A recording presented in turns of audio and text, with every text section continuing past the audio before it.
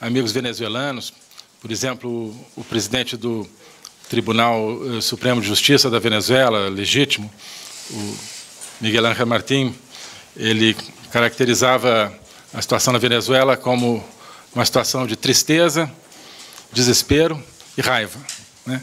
Ele diz que os venezuelanos se resumiam a essas três atitudes até muito recentemente atrás.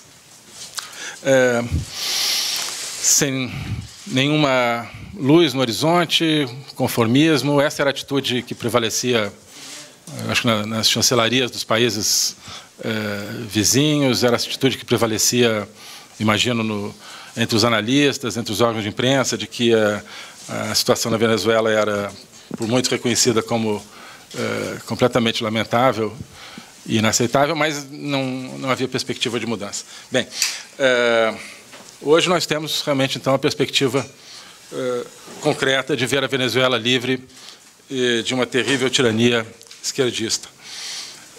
O que mudou nesses 32 dias? Mudou o Brasil, fundamentalmente. A mudança no cenário foi o Brasil, foi a assunção do governo Bolsonaro, com a atitude de contribuir, dentro das nossas possibilidades, de maneira mais decisiva e incisiva possível, pela democracia e pela liberdade na Venezuela. No dia 4 de janeiro, nós participamos de uma reunião do Grupo de Lima, em Lima, no Peru, onde o Brasil levou a proposta de, na declaração do Grupo de Lima, exigir que Nicolás Maduro, no dia 10 de janeiro, quando começaria um novo mandato presidencial dele, obtido de maneira fraudulenta, em eleições completamente fraudadas, completamente espúrias, exigir que ele não assumisse o poder nesse novo mandato.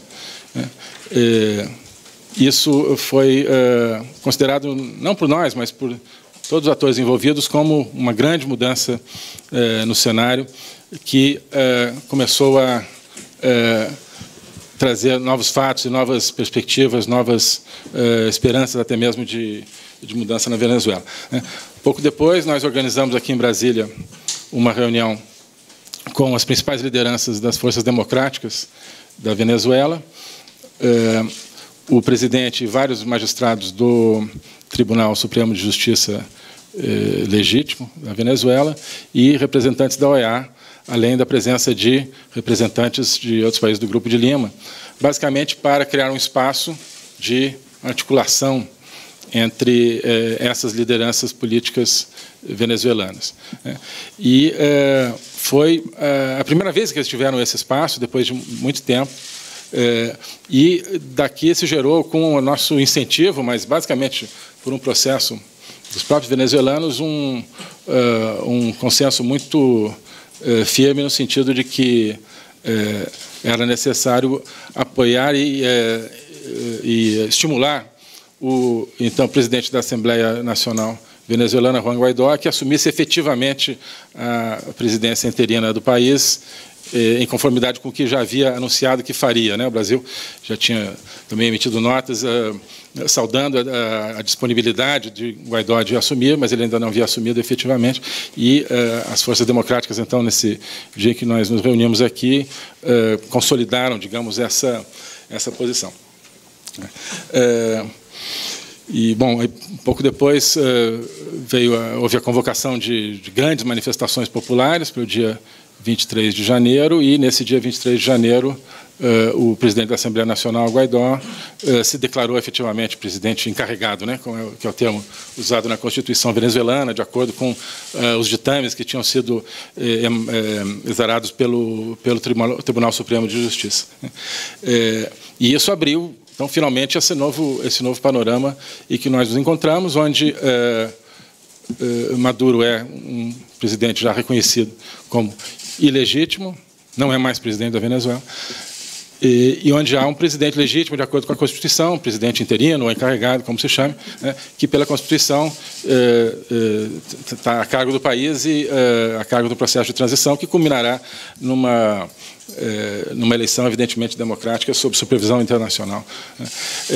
E essa nova situação foi reconhecida já por inúmeros países. O Brasil foi um dos primeiros a reconhecer a nova situação e oferecemos o nosso apoio, né? Enfim, a situação ainda não está definida inteiramente em favor da democracia. É preciso continuar trabalhando intensamente por parte da comunidade internacional e, evidentemente, sobretudo, os próprios venezuelanos, para consolidar essa esperança de democracia nascente na Venezuela. Mas eu acho fundamental mencionar que já temos um panorama onde nós estamos conseguindo mudar a realidade em um país vizinho, um país importante, um país traumatizado por décadas de tirania, de ditadura, de fome, de miséria, conseguindo ajudar a mudar essa realidade por meio da ação diplomática, né? Contrariamente ao que se imaginava. Eu trabalhei durante 2 anos com temas de Venezuela, a partir da minha experiência no departamento que cuida da OEA, aqui no Itamaraty, e muitas vezes ouvi que era impossível qualquer mudança na Venezuela a partir simplesmente da diplomacia. Muitas vezes ouvi que o único a fazer era continuar com vagos apelos ao diálogo que nunca eram cumpridos ou que serviam de subterfúgio para a manutenção da ditadura no poder.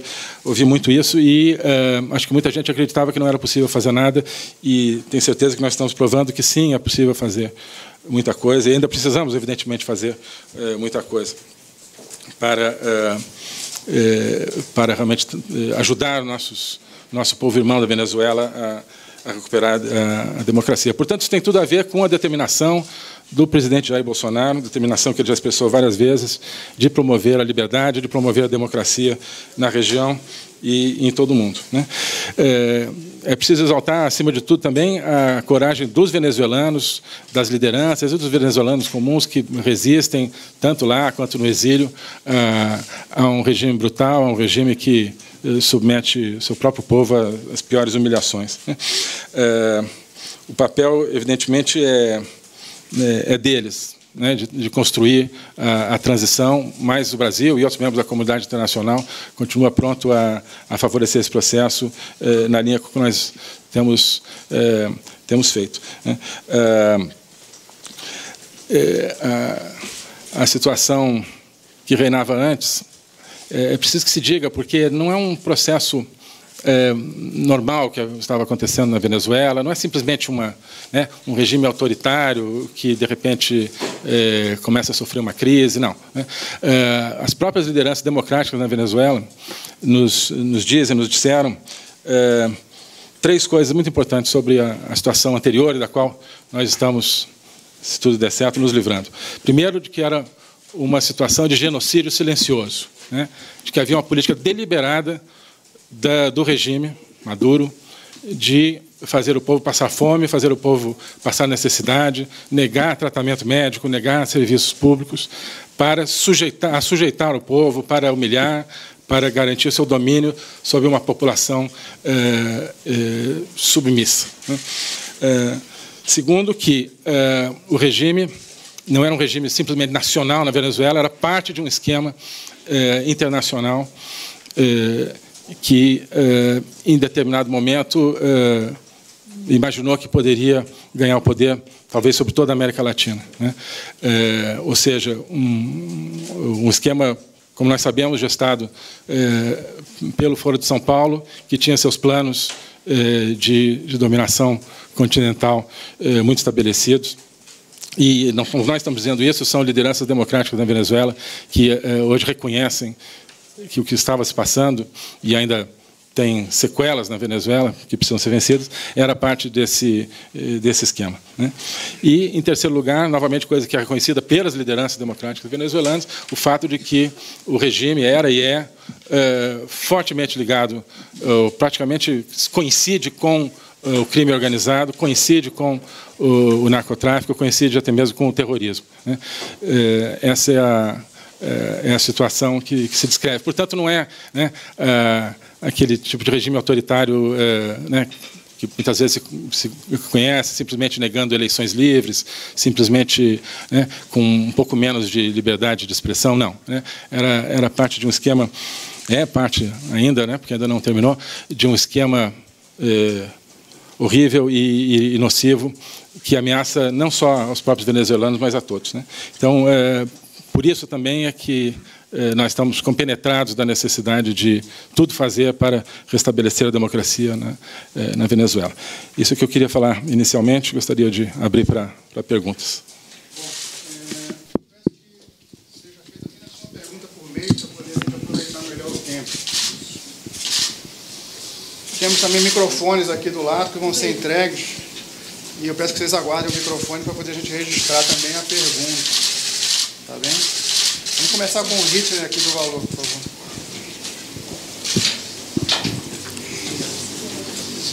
Ministro Daniel Hitler, do Jornal Valor.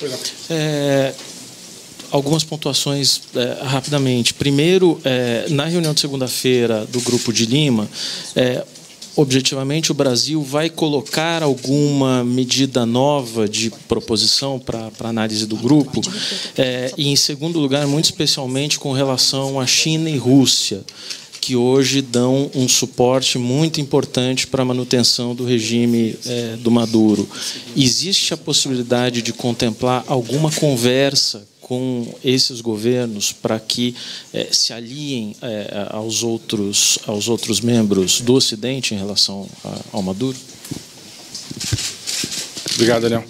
Bom, em relação à reunião do Grupo de Lima, realmente, onde eu participarei na próxima segunda-feira no Canadá, no momento, nós queremos ver como vai ser a dinâmica da reunião, que ideias vão circular. Não temos especificamente uma proposta. Nossa atitude, basicamente, é de continuar dando apoio máximo da comunidade internacional, com um grande destaque para o Grupo de Lima, às iniciativas, ao processo de transição democrática na Venezuela. Examinar com cuidado também outras ideias que estão surgindo, de diálogo ou de grupo de contato, que, em alguns casos, talvez, dependendo de como se conceba, possam ser úteis. Nós temos muito receio de que sirvam como serviram no passado para perpetuar a ditadura no poder. Mas isso também é algo que precisamos avaliar por parte do Grupo de Lima. Eu acho que haverá representantes da União Europeia. Nós queremos também discutir com eles para entender exatamente qual é a ideia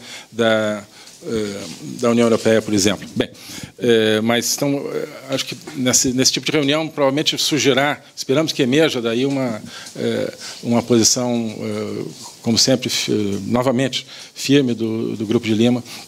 Mas em termos de proposta específica, nesse momento eu não teria algo específico. Bem, em relação à China e Rússia, bom, o que a gente espera é que China e Rússia vejam a realidade da Venezuela, enxerguem a realidade do que foi feito pelo regime Maduro naquele país e que continuará sendo feito se esse regime continuar, de alguma maneira, no poder. Então, se houver uma disposição desses ou de quaisquer outros países, de conversar com as pessoas que entendem a realidade no terreno, para que expliquem com toda a sinceridade, com toda a transparência, qual é a realidade, sim, evidentemente, nós, outros, que conhecem melhor a realidade da Venezuela, estarão dispostos a mostrar, olha, a Venezuela é isso.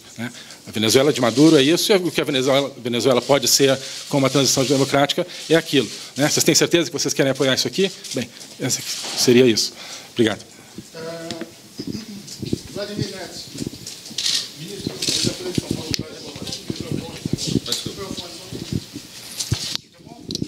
Bom, boa tarde, Vladimir Neto, TV Globo. A Folha de São Paulo hoje traz uma matéria dizendo da possibilidade do governo perdoar uma dívida com a Venezuela. Existe esse tipo de conversa? Isso é uma possibilidade? O governo pensa em fazer isso? E, por outro lado, a gente tem alguma... a gente tem uma dívida, eles têm uma dívida e a gente tem uma dívida com eles também. Isso entraria na negociação? Obrigado, Vladimir. Na verdade, nós estamos propondo, a Itamaraty está propondo à Casa Civil, que a Casa Civil organize e crie um grupo interministerial para discutir os vários aspectos da relação com a Venezuela nessa nova situação. Um deles, o aspecto financeiro das dívidas, tal, além de outros aspectos, por exemplo, de ajuda humanitária.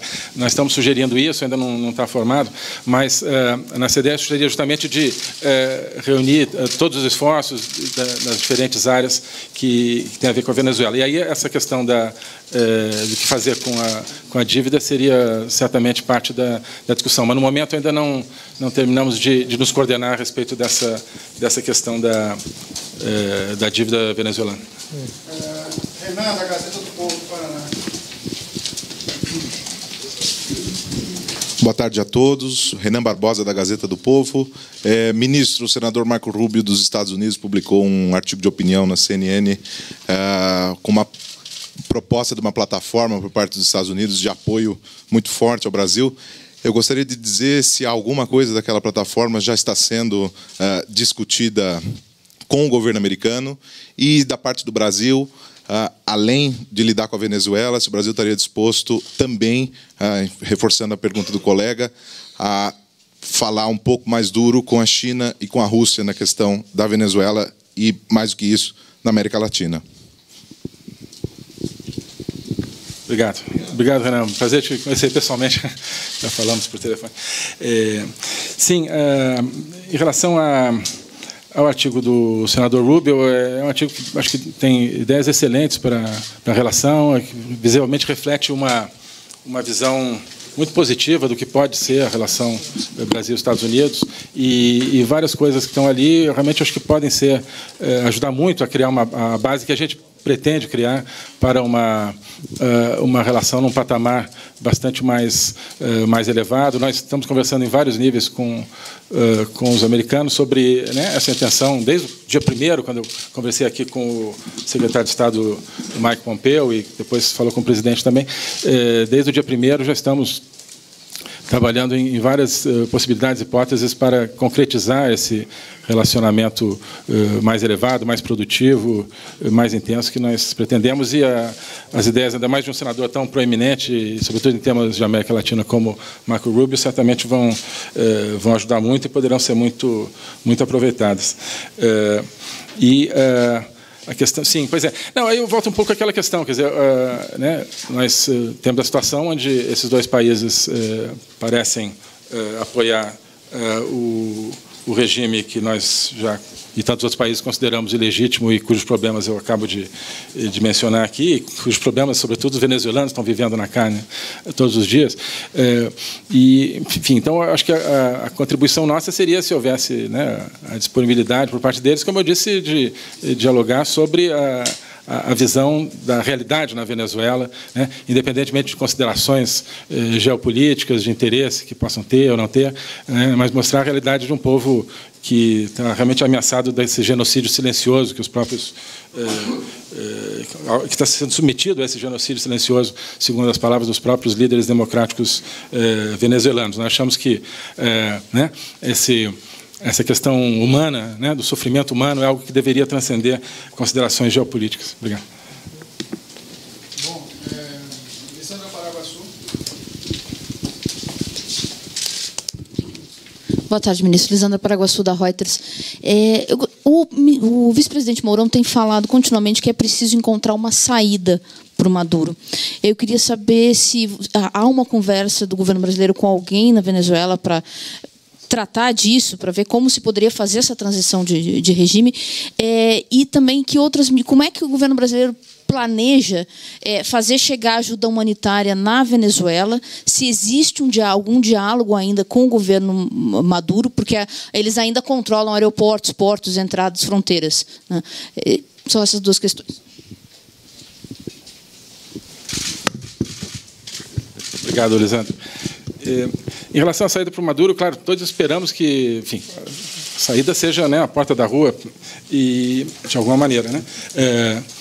Enfim, no Brasil não está envolvido diretamente em negociar ou formatar o que seria essa saída. Nós entendemos que isso é uma função para os venezuelanos, uma função para esse novo quadro democrático que está se formando em torno do presidente, que está se consolidando em torno do presidente encarregado Juan Guaidó.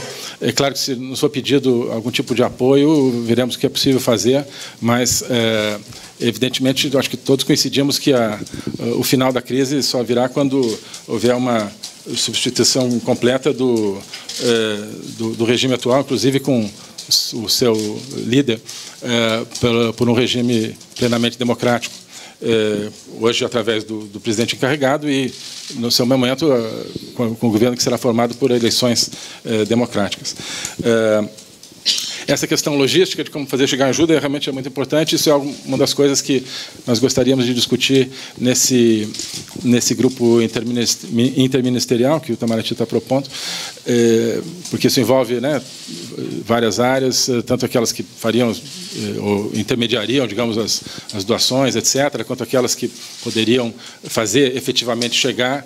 E eu espero que essa logística, uma vez resolvida, não sofresse, ou seja, que a ajuda não tivesse seu trânsito na Venezuela impedido por elementos ligados ao regime de Maduro, ou seja, que não fosse negado o acesso do seu próprio povo a, enfim, medicamentos, comida que estaria sendo fornecidos pela ajuda da comunidade internacional, como já fez muitas vezes no passado, né?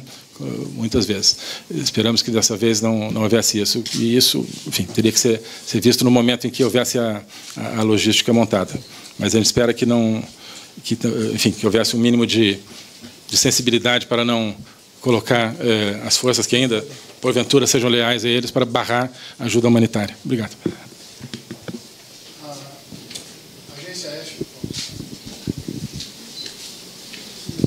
Boa tarde, ministro. Eduardo Davis, da Agência F.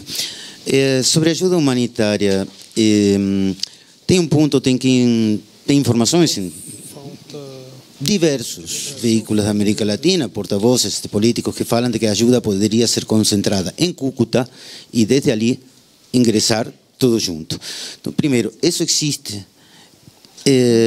Segundo, também sobre esse ponto, o Juan Guaidó, quando jurou o dia 23, anunciou aos venezuelanos que estava já tudo conversado como para que a ajuda chegue nos primeiros dias de fevereiro. Já estamos nos primeiros dias de fevereiro. Então, qual é a proximidade desse prazo? Como funcionaria isso, já estando tão perto do que Guaidó prometeu aos venezuelanos? Obrigado. Não, de fato, isso é outro elemento, outra dimensão que precisa ser tratada em relação à ajuda humanitária, que é a coordenação também com a Colômbia, que talvez tenha até uma logística mais fácil para o fornecimento da ajuda, por causa das conexões mais densas que, evidentemente, tem com a Venezuela.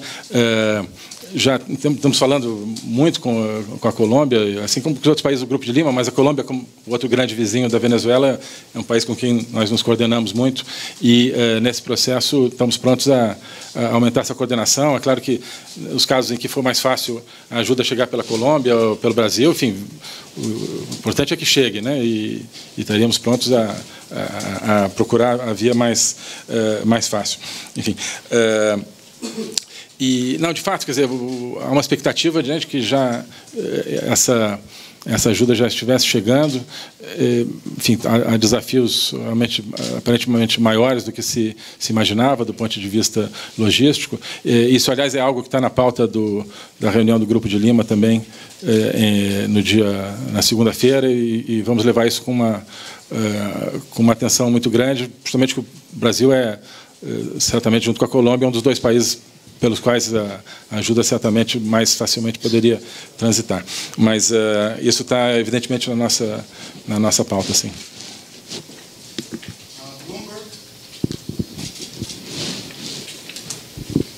Boa tarde, ministro. Duas perguntinhas. A primeira é se o Brasil vai congelar bens de autoridades venezuelanas do Brasil, se a gente tem algum levantamento sobre o volume desses bens. E a segunda, o que o governo sabe sobre eventuais dissidências reais na cúpula das Forças Armadas? Que inteligência o Brasil dispõe hoje em dia? Obrigado. Obrigado, Sami. Em relação ao congelamento de bens, acho que é outro tema para discussão nesse processo interministerial que está sendo proposto. Isso, né, dependeria de uma decisão política, por outro lado, de toda uma análise de como fazer esse congelamento junto às autoridades financeiras.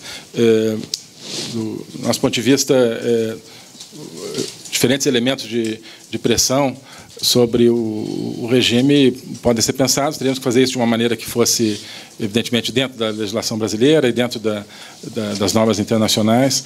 E isso requer, portanto, uma coordenação que, no caso, vai além do Itamaraty, né?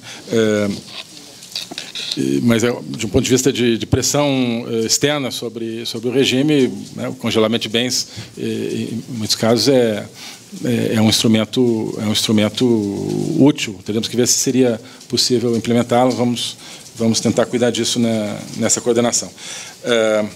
A questão que você perguntou depois da inteligência, sim. Pois é. Bom, enfim, eu pessoalmente, quer dizer, a inteligência que a gente acompanhamos muito através do que nos dizem os próprios contatos que nós temos, né, as forças democráticas da Venezuela, e agora ligadas ao presidente encarregado Guaidó. Não temos nenhuma inteligência, acho que, específica sobre movimentações e tal. Acho que vocês assim, têm inteligência mais rapidamente do que nós, muitas vezes, com as fontes que têm e que são muito úteis para a gente para saber certos movimentos. Portanto, quer dizer, nós temos a expectativa de que esperança, ambas, de que haja realmente, né, elementos que, por algum motivo, ainda eram fiéis ao regime Maduro e que possam transferir sua lealdade para o regime legítimo. Esperamos que isso esteja acontecendo, que isso se avolume. Mas o que nós queremos, sobretudo, é que a sensação, a pressão, a determinação da comunidade internacional de que o caminho só pode ser um agora, o vetor não pode mudar de volta para a ditadura, que o vetor tem que continuar apontando para a democracia, de que essa determinação seja decisiva para aqueles que estão em dúvida se posicionem do lado certo. A Folha de São Paulo. Com água. Ministro. Sim, perdão. Boa tarde, Ricardo Della Coleta, da Folha de São Paulo. Ministro, o Juan Guaidó, logo que chegou ao poder, logo que se declarou presidente interino, ele indicou algumas representantes diplomáticos para alguns postos chaves internacionais, para a OEA, para Washington, o deputado Carlos Vecchio, para alguns países latino-americanos.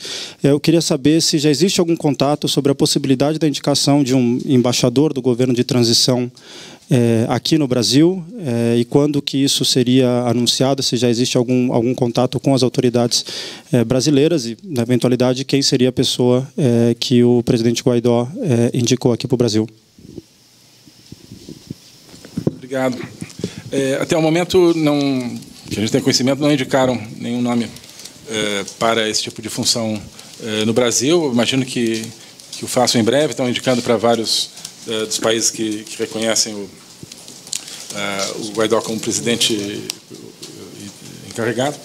E, enfim, acho que talvez haja uma disputa, talvez, entre diferentes pessoas por esse papel no Brasil. Talvez seja uma coisa positiva, porque o Brasil é reconhecido por todas as lideranças democráticas venezuelanas, como eu dizia, como um país-chave nesse processo. Então, acho que é um bom sinal. Mas, de toda forma, enfim, é fundamental que o presidente Guaidó esteja tomando essa atitude. Isso facilita, evidentemente, muito a interlocução com os países que o reconhecem, na OEA também, nos organismos internacionais, sobretudo na OEA, de maneira que é um processo que ajuda a consolidar essa transição democrática e nos parece muito produtivo. Esperamos que possam, em breve, designar um representante para o Brasil.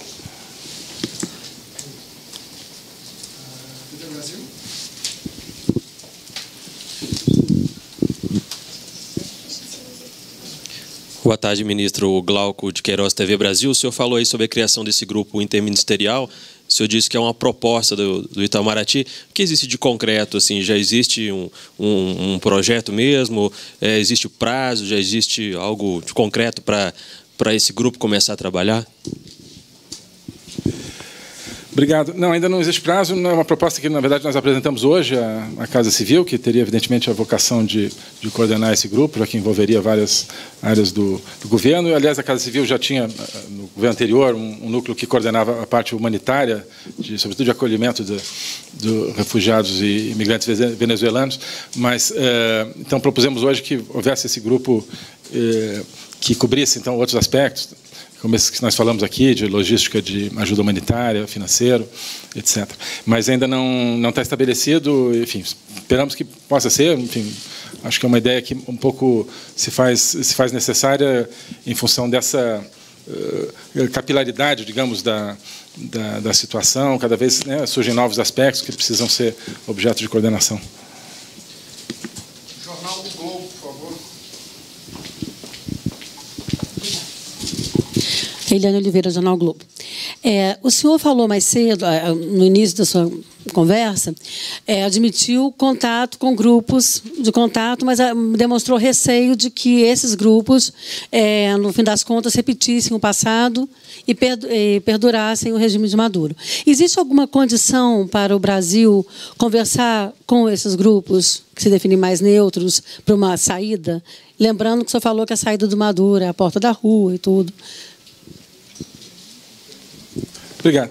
Eu acho que se forem esforços diplomáticos sinceros e que reconheçam o caráter absolutamente inaceitável de cada dia que se passa com algum elemento ainda do regime Maduro no poder, se forem esforços sinceros e bem intencionados, a gente, enfim, estará pronto a apoiar de alguma maneira, se eles somarem esforços com aqueles esforços que já estão sendo feitos, sobretudo pelo Grupo de Lima, né?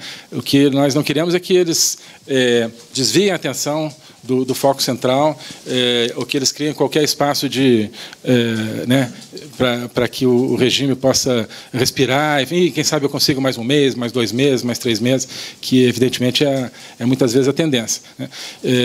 Então, dentro desse entendimento, teríamos que ver se esses esforços seriam bem intencionados, espero que sim, e, ao mesmo tempo, se a sua formatação daria algum tipo de espaço desses para o regime continuar ganhando tempo, que aí, para nós, não seria aceitável. O Estado de São Paulo, por favor.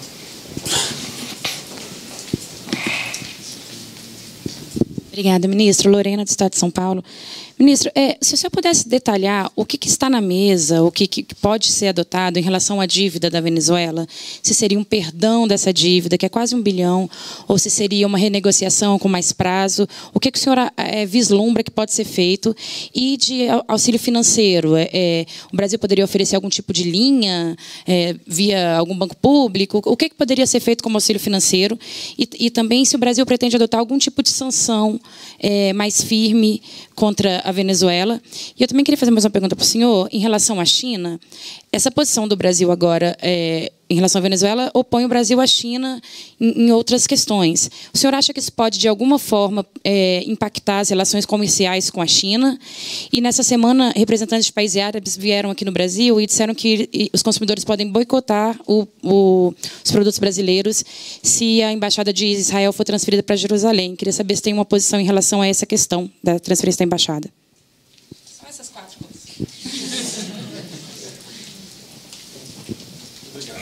Bom, então vamos lá. A questão do equacionamento da dívida, nós ainda precisamos discutir. Isso é basicamente uma questão das autoridades financeiras, do Banco Central. Gostaríamos, claro, de discutir isso no contexto de coordenação, porque tem, evidentemente, implicações políticas, mas, no momento, não, pelo menos que eu tenho conhecimento, nós não estamos com propostas concretas na mesa para o equacionamento dessa dívida. Outro dia eu falei muito rapidamente com o presidente do Banco Central, que, aliás, ele me chamou a atenção para esse tema, sobre a existência do tema e da dívida, enfim, mas ainda sem uma perspectiva do que seria a nossa atitude concreta. Isso precisa ser discutido.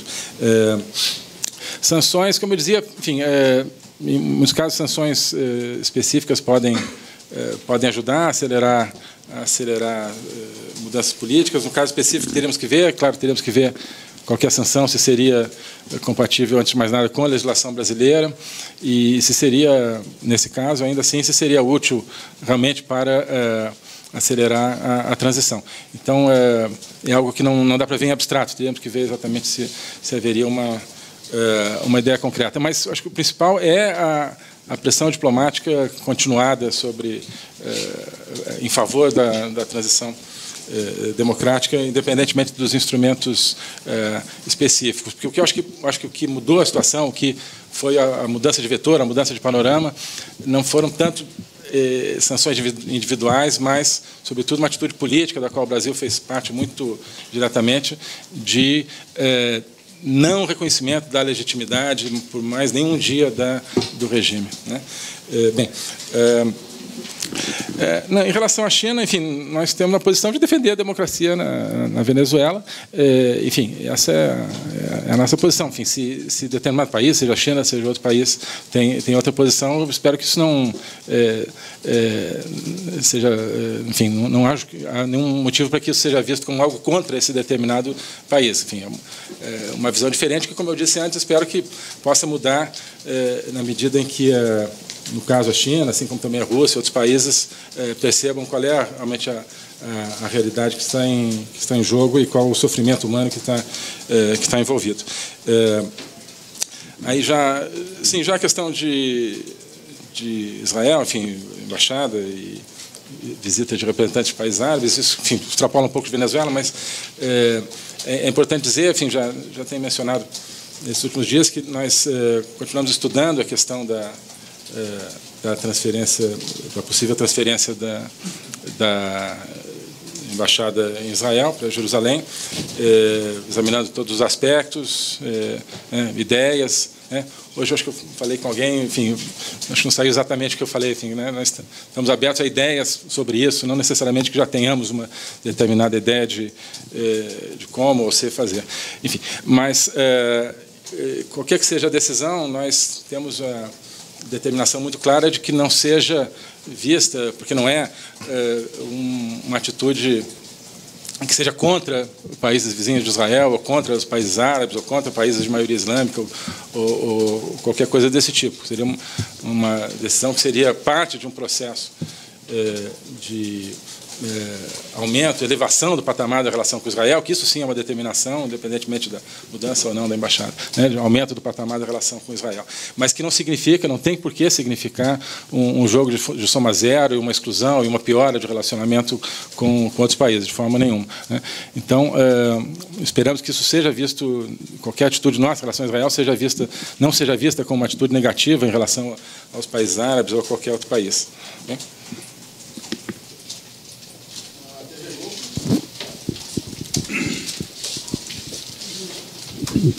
Boa tarde, ministro, todos. Vinícius Leal, da TV Globo.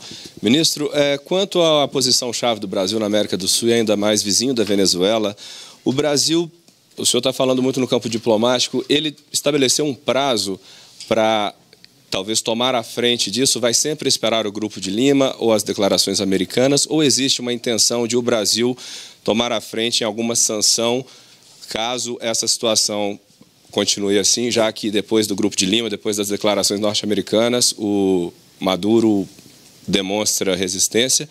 E esse episódio do avião russo, como uma curiosidade aqui, o governo brasileiro se interessou em saber o que de fato foi aquilo ali? Existe alguma preocupação de alguma movimentação interna na Venezuela que seja de interesse do Brasil ou do Grupo de Lima a respeito disso?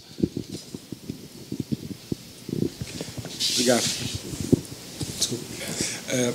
Bom, acho que não dá para fazer assim ter uma posição de antemão sobre qual seria a reação em determinado fato, a determinada situação, se nós faríamos individualmente, ou através do Grupo de Lima, ou em coordenação seja com os Estados Unidos ou com outro país. É preciso ver um pouco o fato concreto, né? Nós estamos atuando, né, nessas várias vertentes. Quer dizer, o Brasil é um país que, evidentemente, tem um peso específico próprio. Em certos casos, talvez avaliemos, seja o caso do Brasil se posicionar individualmente, independentemente de outros países. Em outros, é mais fácil em coordenação com um determinado grupo, em outros, no Grupo de Lima. O Grupo de Lima tem se mostrado realmente muito útil, é um ambiente muito importante, que tem, sobretudo, né, nessas últimas semanas, revivido como talvez a instância central de pressão pela democracia na Venezuela. Então, normalmente, nesse caso, a gente tem sempre procurado se coordenar primeiro com os países do Grupo de Lima. Às vezes tem algum matiz entre uma posição ou outra, a gente, às vezes, prefere ter uma declaração individual, como já tem sido o caso. Às vezes, é algo que requer, às vezes, uma reação imediata, não dá tempo de coordenar uma reação entre todos os países do Grupo de Lima, por exemplo. Na questão do reconhecimento do presidente Juan Guaidó, por exemplo, o Brasil emitiu uma nota individual, depois foi parte de uma nota do Grupo de Lima, né? Enfim, essa coexistência é uma coisa normal e acho que não dá muito, como eu dizia, para antecipar se a gente iria, dependendo do caso, utilizaria um canal ou outro. Mas entendemos que eles todos convergem para o mesmo objetivo, né? Aí você me perguntava Perguntei de prazo para alguma possível atitude individual. E no caso do avião russo... Sim. Não, prazo não, acho que, enfim, gostaria que, né, quanto mais rápido se restabeleça realmente o regime democrático na Venezuela, melhor, mas é difícil de prever. Estamos procurando trabalhar incansavelmente por isso e trabalharemos por quanto tempo for necessário. Você se refere àquela presença que foi em dezembro, né, ou em novembro, de aviões russos? O avião russo, né? Aquele que decolou vazio e... nesse contexto todo, pois é. Se ficou especulando em cima dele, seria a finalidade daquele voo? Sim. Preocupou, enfim, o governo brasileiro quis saber quem poderia ter sido esse voo? Não, nós não perguntamos diretamente o que seria, não achamos que fosse o caso, né? É aquele que se especulou que seria até o avião que levaria o Maduro, né? Pois é. Não necessariamente ele, mas enfim. O ouro, pois é. Mas aquele avião que veio, que voltou. Enfim. Exato, Não, nós não perguntamos diretamente, enfim, se sentíssemos necessidade, assim, de perguntar, teríamos feito, mas ficamos também um pouco na expectativa do que seria e não achamos que fosse necessário ou produtivo fazer algum tipo de interpelação nesse sentido.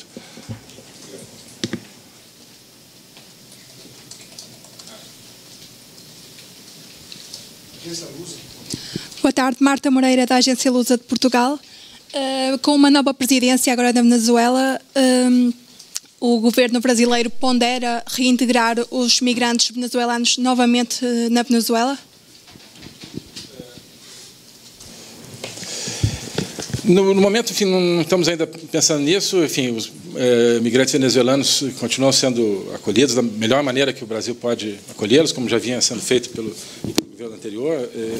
E nós esperamos que, claro, com a normalização da situação na Venezuela, com a recuperação da economia venezuelana, que foi realmente destruída, como eu dizia, deliberadamente pelo regime ditatorial, que com essa evolução, enfim, alguns venezuelanos que saíram desejam retornar, não porque nós não queremos que eles permaneçam no Brasil, mas talvez porque fosse a situação natural. Mas não estamos pensando nisso. Enfim, é claro que a imigração venezuelana para o Brasil causa uma pressão muito grande sobre serviços públicos e toda essa realidade que vem sendo acompanhada.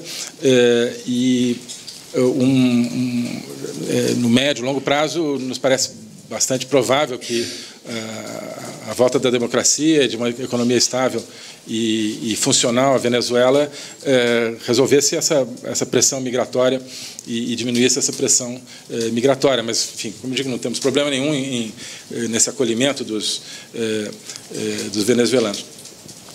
É interessante mencionar, eu mencionei, conversei, acho que 2 dias atrás com o chanceler de Portugal, que, enfim, mencionou o grande interesse de Portugal pela questão crise na Venezuela, em função do grande número de portugueses e descendentes de portugueses na Venezuela. Enfim, conversamos um pouco sobre, transmitir um pouco a visão brasileira. Então, da Agência Luz, eu queria mencionar especificamente que Portugal é um país, entre os países europeus, é um dos países que nós realmente achamos que possa, por causa dessa preocupação específica que tem, dar uma contribuição também construtiva ao processo de acelerar, se tudo der certo, a redemocratização venezuelana. Obrigado.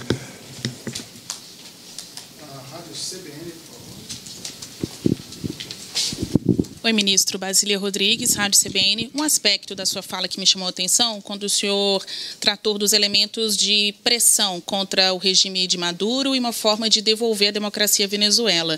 O que o senhor entende por elementos de pressão, além dessa hipótese cogitada de congelamento, né, de bens de venezuelanos aqui no Brasil? O que mais pode ser entendido pelo Brasil como elementos de pressão e que o país deve aplicar?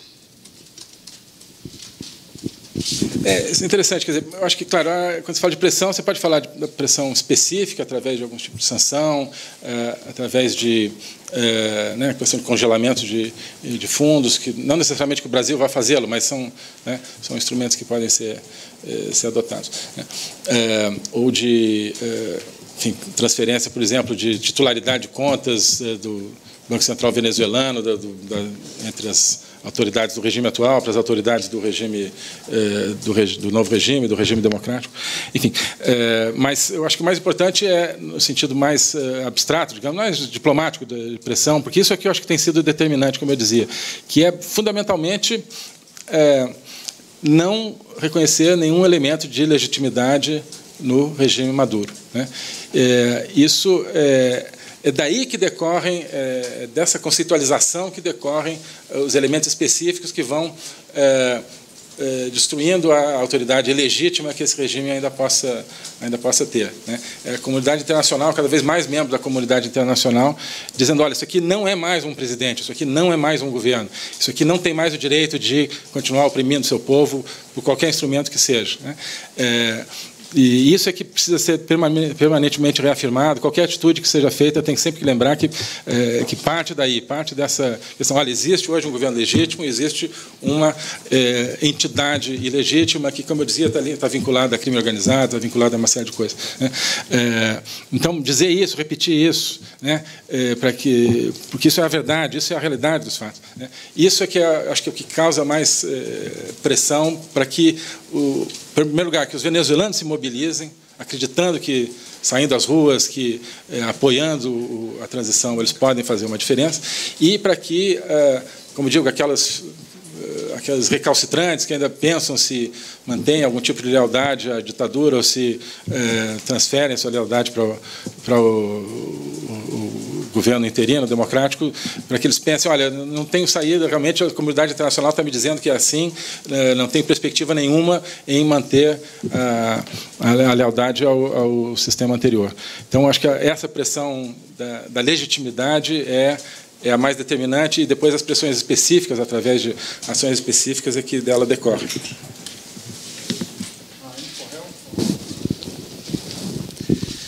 Boa tarde, ministro. Sou Marcelo Resch, do InfoRel. 3 perguntas.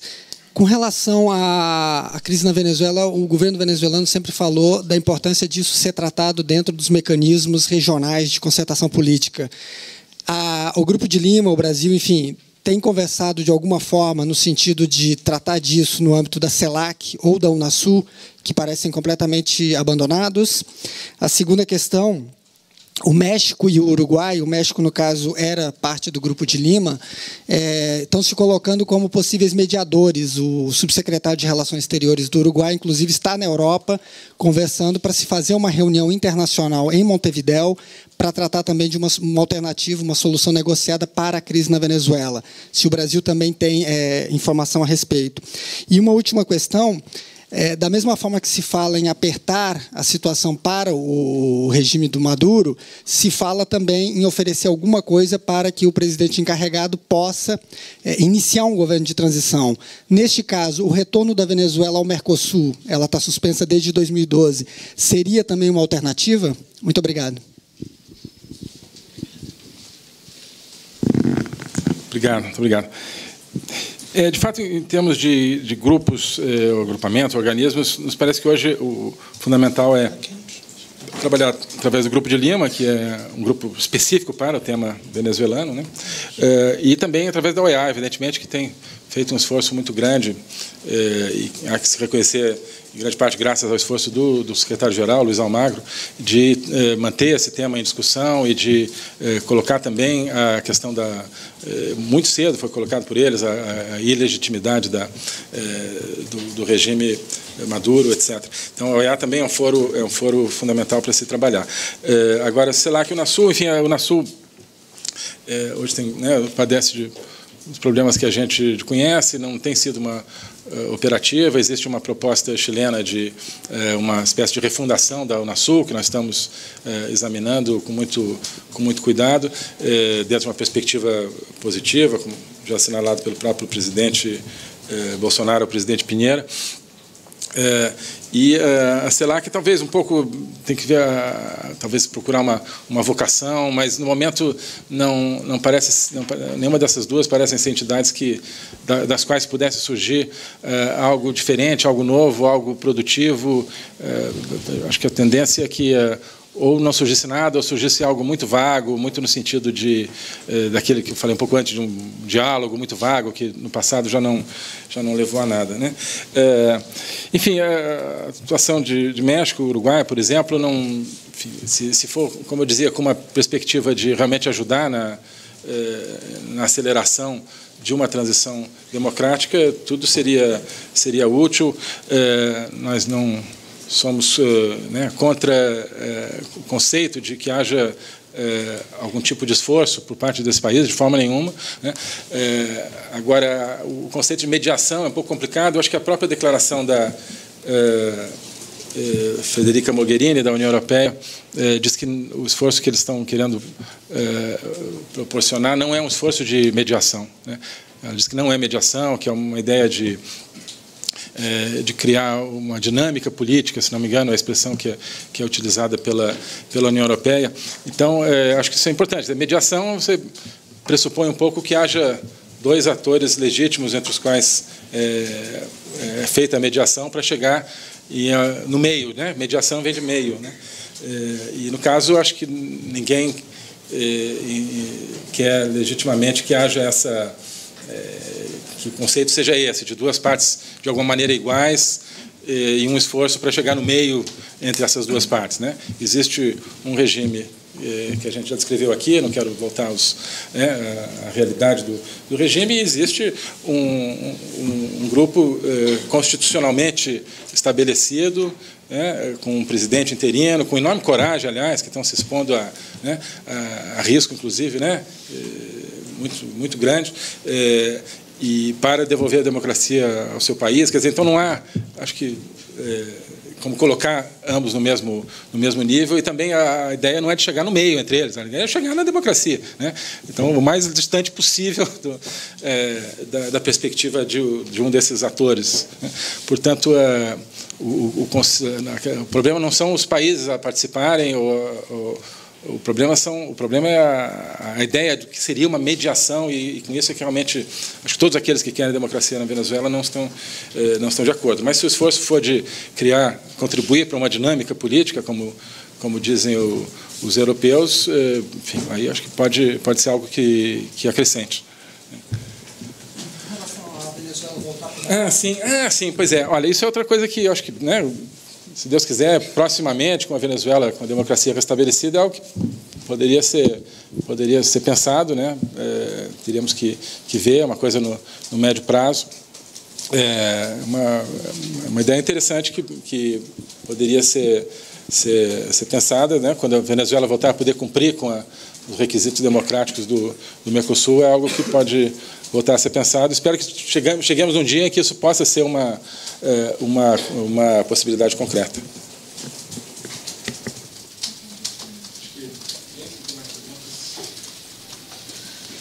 Bom, muito obrigado a todos. Obrigado.